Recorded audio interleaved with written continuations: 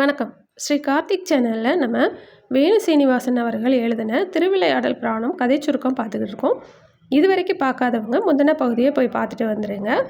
இப்போ நம்ம அடுத்த பகுதிக்குள்ளே போகலாம்.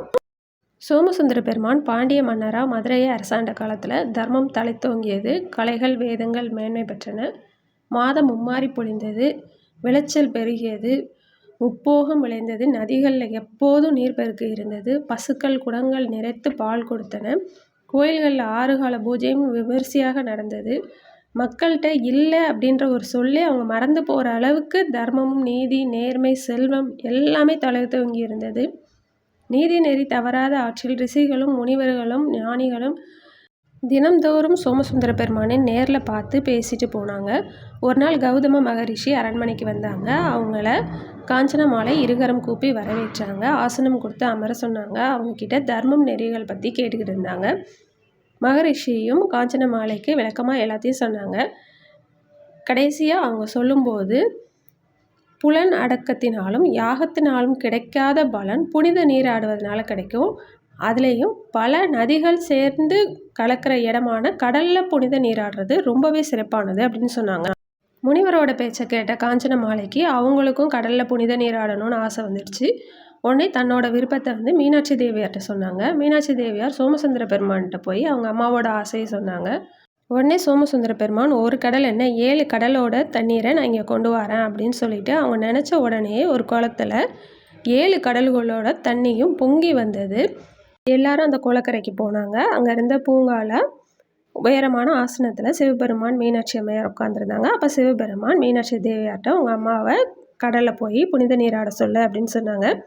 உடனே மீனாட்சி தேவியாரும் காஞ்சன மாலைகிட்ட போய் கூட்டிகிட்டு போனாங்க. குளக்கரைக்கு கூட்டிகிட்டு போகும்போது காஞ்சன மாலை சிவனடியார்கள்கிட்ட கேட்டாங்க, கடலில் நீராடணும்னா என்ன ஆகம தர்மங்கள்லாம் இருக்குது அப்படின்னு கேட்டாங்க. அப்போ சிவனடியார்கள் அதுக்குள்ளே தர்மங்களை சொல்லிவிட்டு, கடலில் நம்ம நீராடும்போது கணவரோட கையை பிடிச்சிட்டு இறங்கணும், இல்லை மகன் கையை பிடிச்சி இறங்கணும். அது ரெண்டுமே முடியாதவங்க ஒரு பசுவோட கன்றின் வாழை பிடிச்சிட்டு இறங்கணும் அப்படின்னு சொன்னாங்க. இதை கேட்டவுடனே காஞ்சன மாலைக்கு ரொம்பவே கஷ்டமாயிருச்சு. ஏன்னா கணவர் இறந்துட்டாங்க, மகன் இல்லை, ஒரு பசுவோட வாழை பிடிச்சிட்டு இறங்கணுமா அப்படின்னு சொல்லிட்டு அவங்க மனசு ரொம்பவே கஷ்டப்பட்டது. இறைவனே 7 கடலையும் மதுரைக்கு வர வச்சு ஒரு குளத்தில் புனித நீராட சொல்லியும் என்னால் இறங்க முடியலையே அப்படின்னு சொல்லிட்டு வருத்தத்தை தெரிவித்தாங்க. இன்னொன்று அவங்கக்கிட்ட இருந்த பெரிய வருத்தம் என்னென்னா, சிவபெருமானே மருமகனாக இருக்காங்க, பார்வதி தேவியே மகளாக வந்திருக்காங்க. அவங்களோட ஆசையை நிறைவேற்றுறதுக்காக சிவபெருமானே 7 கடலையும் மதுரைக்கு வர வச்சுருக்காங்க. அப்படி இருந்தும் அவங்களால புனித நீராட முடியலை. ஏன்னா ஒரு கன்றோட வாழை பிடிச்சிட்டு எப்படி இறங்க அப்படின்னு சொல்லி அவங்க அழுதுகிட்டு இருந்தாங்க. அப்போது இதை பார்த்துட்டு இருந்த மீனாட்சி தேவியார் சிவபெருமான்கிட்ட போய் என்ன பண்ண அப்படின்னு சொல்லிட்டு கேட்காங்க. அவங்க கேட்ட உடனேயே சிவபெருமான் தேவலோகத்தில் இருக்க தேவேந்திரனை நினைக்கிறாங்க. உடனே தேவேந்திரன் தன் பக்கத்தில் அமர்ந்திருந்த மலையத்துவச பாண்டியனை ஒரு பெரிய புஷ்பக விமானத்தில் அமர சொல்லி 7 கடல் இருக்கிற குளத்தின் அருகே அனுப்பி வைக்கிறாரு. பாண்டியன் அந்த குளக்கரைக்கு வந்ததும் சிவபெருமான் காலில் விழுந்து வணங்க போகிறாரு. ஆனால் ஈசன் அவரை தடுத்து கட்டி அணைச்சிக்கிறாரு. இப்போ நீ போய் உன் மனைவி கையை பிடிச்சிட்டு போய் இந்த புனித நீராடு அப்படின்னு சொல்கிறாரு. உடனே பாண்டியருக்கு சந்தோஷம் தாங்க முடியலை. ஏன்னா தான் ஒரு இறந்து போன ஆன்மா, அவரை திருப்பி வர வச்சிருக்கிறாரு.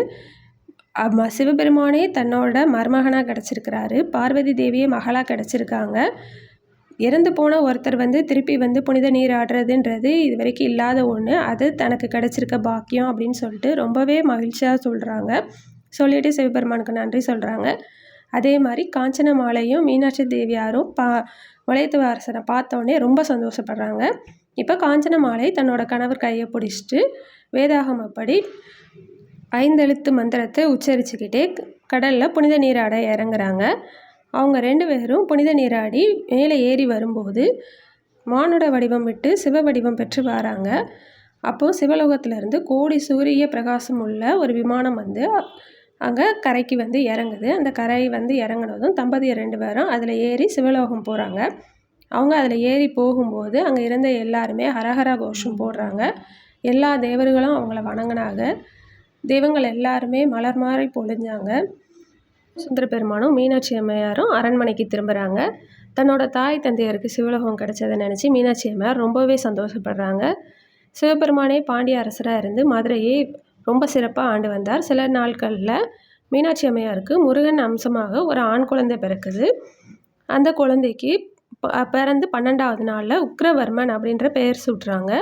வேத ஆகமப்படி 6வது மாதத்தில் அன்னப்பிரசன்னம் செய்கிறாங்க. 5வது வயதில் உபநயம் என்னும் பூநூலை அணிவிக்கிறாங்க. தேவகுருவாகிய பிரகஸ்பதியே இருந்து அந்த குழந்தைக்கு எல்லா கலைகளையும் கற்றுக் கொடுக்குறாரு. அந்த குழந்தை யார், எப்படி மதுரையை ஆட்சி பண்ணாங்கன்றதை நம்ம அடுத்த பகுதியில் பார்ப்போம். சிவபெருமானோட இந்த திருவிளையாடல் யாருக்கெல்லாம் பிடிச்சிருக்குன்றதை சொல்லுங்கள். மனிதர்களாக பிறந்த காஞ்சனமாலை மலையத்துவ பாண்டியனுக்கு சிவலோக பதவி கொடுத்த சிவபெருமான் நமக்கு எல்லா வளங்களையும் தருவார். திருச்சிற்றம்பலம். நன்றி, வணக்கம்.